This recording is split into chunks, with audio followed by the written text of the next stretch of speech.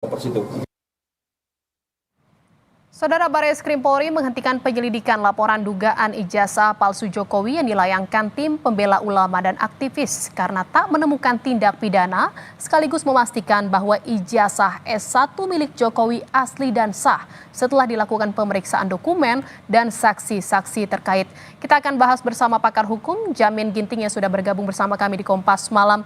Selamat malam Bang Jamin, terima kasih atas waktunya. Selamat malam, Mbak. Terima kasih. Ya, Bang Jamin, ini kan Bareskrim sudah menyatakan penyelidikan kasus tudingan ijazah palsu Jokowi ini dihentikan karena memang ijazahnya asli dan sah. Apakah dengan dihentikannya penyelidikan oleh Bareskrim ini juga menentukan polemik ijazah Jokowi yang juga berjalan di PN Sleman dan juga Polda Metro Jaya ini akan selesai? Saya akan menyampaikan beberapa hal. Yang pertama, ini adalah proses penyelidikan. Ya, apa yang dicari dalam penyelidikan adalah untuk mencari apakah ada peristiwa pidana atau tidak. Nah, kalau tidak ditemukan ada peristiwa pidana, maka dihentikan. Nah, tadi kalau itu masuk lab 4 terkait dengan ini, maka sebenarnya permohonan untuk lab 4 itu pengujian alat bukti yang masuk ranah penyidikan, upaya paksa. Jadi menurut saya sangat prematur ya, sangat cepat untuk bisa menyatakan ini diberhentikan karena sudah ada lab 4. Perlu saya sampaikan di sini dalam pidana non identik ya, non identik itu atau identik.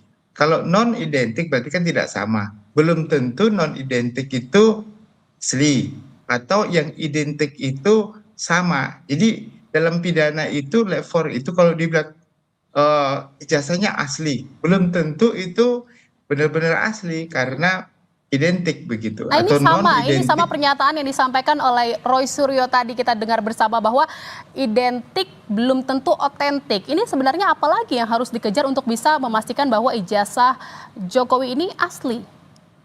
Nah, jadi dalam pidana itu hanya satu bukti saja. Itu bukti petunjuk yang menyatakan bahwa ijazah tersebut adalah identik, tapi belum tentu otentik kan begitu kan. Nah, jadi karena perlu untuk menjadi otentik, selain ada alat bukti level, dia harus ada alat bukti lain. Alat buktinya apa itu? Keterangan, contohnya pembimbingnya, keterangan dari dekannya, keterangan dari Kementerian Tinggi waktu mengeluarkan ijazah itu. Nah, jadi itulah penguatannya terkait dengan benar-benar itu adalah asli atau otentik. Bukan hanya didasarkan kepada satu alat bukti, yaitu hasil lapor. Nah, kalau pidana begitu, jadi minimum dua alat bukti. Nggak bisa satu alat bukti yang menyatakan kalau itu diberhentikan, begitu ya. Tapi Nah, baru sebelumnya Bang pertanyaan Jamin, tadi, oke. ya. Pertanyaan tadi terkait dengan apakah diberhentikan atau tidak kasus perdatanya, tidak serta-merta. Karena keperdataan itu bukan menguji terkait dengan identitas otentiknya, tetapi keberadaannya. Keberadaan ada enggak ijazah tersebut ya. Ada atau tidak, bukan otentiknya. Nah, kalau tidak ada berarti selama ini memang nggak pernah ada ijazah yang dikeluarkan oleh UGM kan begitu kan. Jadi ini yang menjadi dasar hal yang berbeda. Jadi nggak serta-merta dengan pemberhentian tadi dalam proses penyelidikan, maka berhenti pula lah permohonan gugatan. Artinya masih terus berjalan ya proses hukum yang ada di PN Sleman dan juga Polda Metro Jaya? Iya, karena di Sleman itu gugatannya terkait dengan keberadaan sertifikat itu atau ijazah itu ada atau tidak begitu, bukan masalah autentisitas begitu.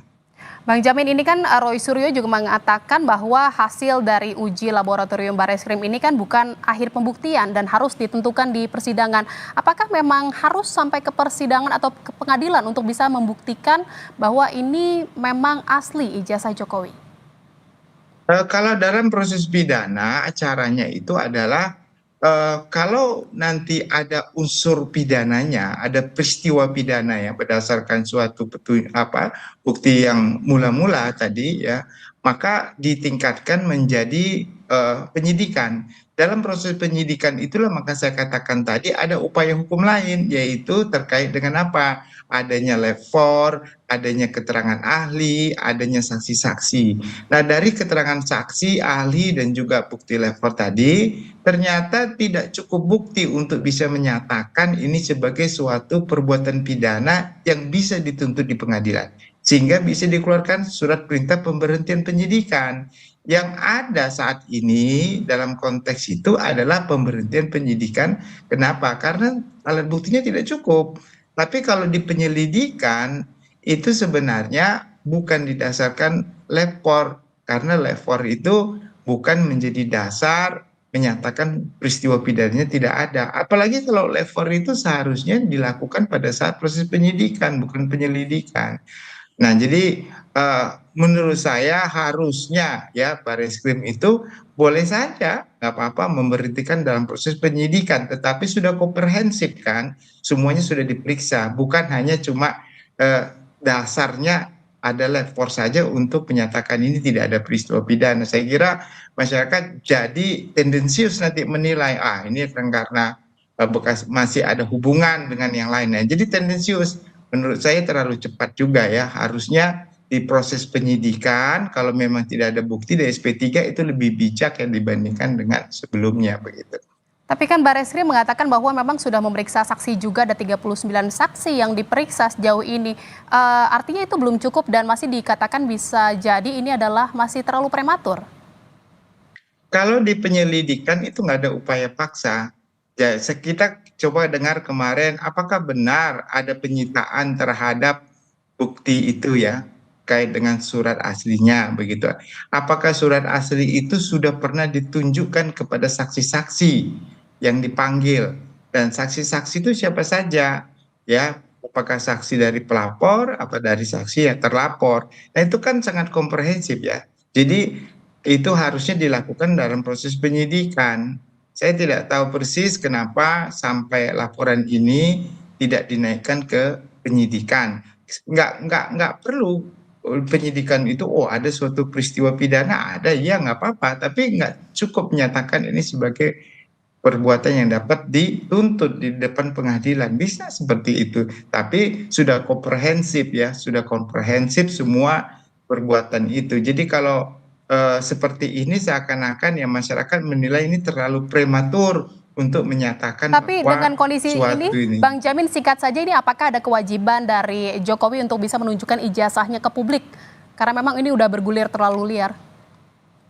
Kalau ke publik saya kira tidak ya. Tapi kalau untuk proses pembuktian di pengadilan maupun proses penyidikan ya wajib itu.